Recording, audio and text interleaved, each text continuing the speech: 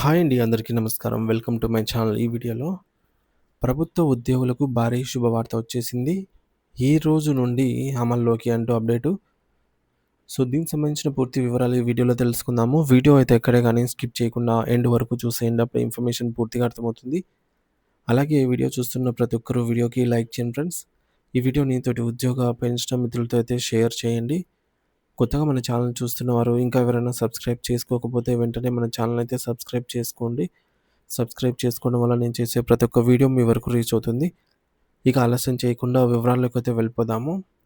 So friends, ఇక విషయానికి వచ్చినట్లయితే తెలంగాణ రాష్ట్ర వ్యాప్తంగా ఉన్నటువంటి లక్షలాది మంది ప్రభుత్వ ఉద్యోగులు నిరంతరం విద్యా బుద్ధులు నేర్పే ఉపాధ్యాయులు మరియు జీవితాంతం తమ సేవ చేసి విశ్రాంతి తీసుకుంటున్నటువంటి పెన్షనర్లు ఎంతో కాలంగా ఆశగా ఎదురుచూస్తున్న ఒక భారీ శుభవార్తను రాష్ట్ర ప్రభుత్వం అధికారికంగా అయితే ప్రకటించేసింది. ఎన్నో ఏళ్ల నిరీక్షణకు, అనేక పోరాటాలకు స్వస్తి పలుకుతూ రాష్ట్ర వ్యాప్తంగా ఎంప్లాయీ హెల్త్ స్కీమ్ ఈహెచ్ఎస్‌ను పూర్తి స్థాయిలో అమల్లోకి అయితే తీసుకొస్తూ ప్రభుత్వం కీలక నిర్ణయం అయితే తీసుకుంది. ఈ పథకానికి సంబంధించిన అత్యంత ముఖ్యమైన ప్రతిపాదనలు నేటి నుంచి అమల్లోకి రాబోతుండటంతో ఉద్యోగ వర్గాల్లో హర్షాతిరేకాలు వ్యక్తమవుతూ ఉన్నాయి.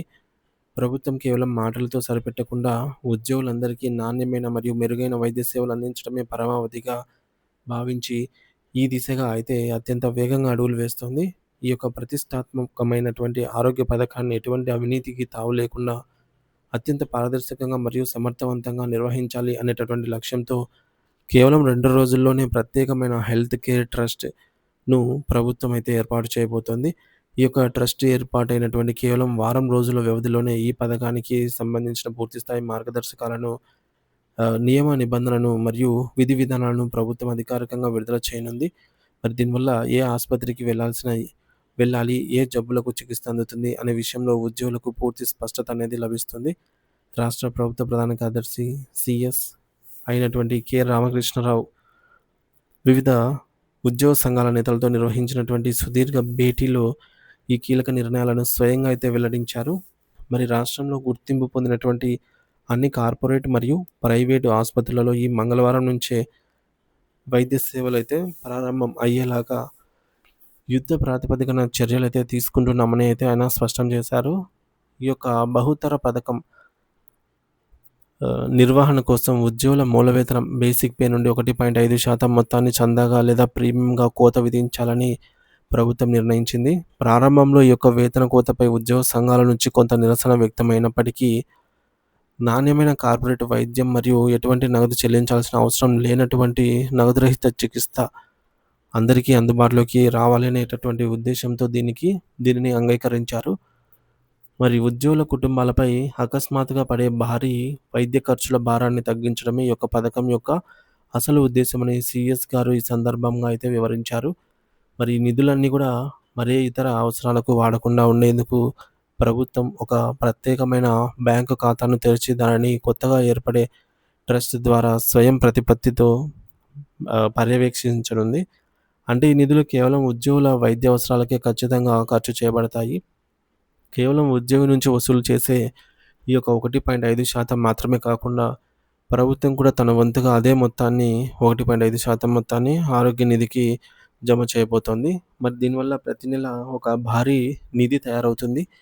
ఈ యొక్క సమావేశంలో ఉద్యోగ సంఘాల ప్రతినిధులు కొన్ని అత్యంత కీలకమైన డిమాండ్లు ప్రభుత్వం ముందైతే ఉంచారు. ముఖ్యంగా కుటుంబ సభ్యుల నిర్వచనాన్ని సవరించి ఉద్యోగిపై ఆధారపడి జీవిస్తున్న సోదర సోదరీమణులను కూడా ఈ పథకంలో భాగస్వాములు చేయాలని అయితే కోరారు. అలాగే కేవలం ఆసుపత్రులలో మాత్రమే కాకుండా ఆయుష్ ఆసుపత్రులలో కూడా చికిత్స పొందే వెసులుబాటు కల్పించాలని వారు విన్నవించారు. మరి దంపతులు ఇద్దరూ కూడా ప్రభుత్వ ఉద్యోగులైనప్పుడు లేదా ఒకరు ఉద్యోగిగా మరొకరు పెన్షనర్‌గా ఉన్నప్పుడు చందా ఇద్దరి దగ్గర నుండి కాకుండా ఒకరి నుండి మాత్రమే వసూలు చేయాలని అయితే స్పష్టత అయితే కోరారు.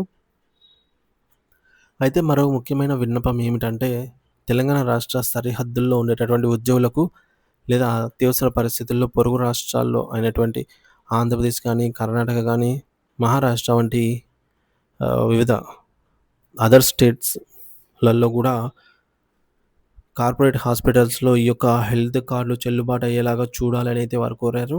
దీనివల్ల హైదరాబాద్‌కు రాలేని వారు సమీపంలోని మెట్రో నగరాల్లో చికిత్స పొందే అవకాశం అనేది ఉంటుంది.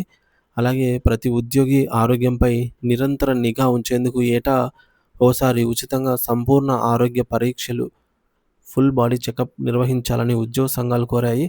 ఇప్పటికే పోలీస్ మరియు ఎక్స్చేంజ్ శాఖల్లో ఉన్నటువంటి ప్రత్యేక ఆరోగ్య పథకాలను పరిగణలోకి తీసుకొని ఎవరికి ఎటువంటి నష్టం జరగకుండా ఒక సమగ్రమైన విధానాన్ని రూపొందించాలని అయితే వారు డిమాండ్ చేశారు. జేఏసీ నాయకులు జగదీశ్వర్ గారు, ఆహ్, సాయి శ్రీనివాస్ గారు వంటి వారు ఈ యొక్క పథకం అమలును పర్యవేక్షించేందుకు ప్రత్యేక కమిటీ అయితే ఉండాలని పట్టుబట్టారు. మరి ఈ యొక్క ఆర్థిక భారం ఎలా ఉందో ఒక చిన్న ఉదాహరణతో అయితే పరిశీలిద్దాము.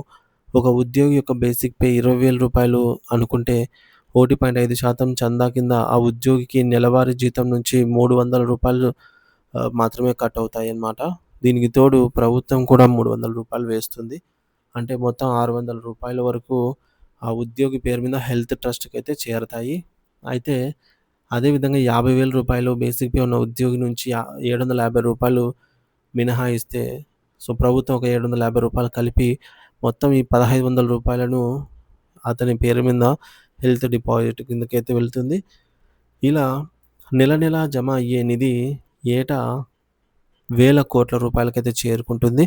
ఎవరైనా ఉద్యోగి లేదా వారి కుటుంబ సభ్యులకు అనారోగ్యం బారిన పడితే లక్షలాది రూపాయలు ఖర్చయ్యే శస్త్రచికిత్సలను సైతం ఎటువంటి టెన్షన్ లేకుండా దీనివల్ల అయితే ఉద్యోగులు పొదుపు మొత్తం ఆ ఉద్యోగుల పొదుపు ఆసుపత్రి పాలు కానివ్వకుండా ఈ యొక్క ఈహెచ్ఎస్ పథకం అనేది కాపాడుతుందన్నమాట.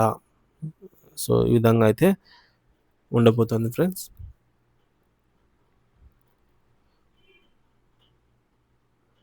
సో, ఇది ఇప్పటివరకున్న తాజా సమాచారము.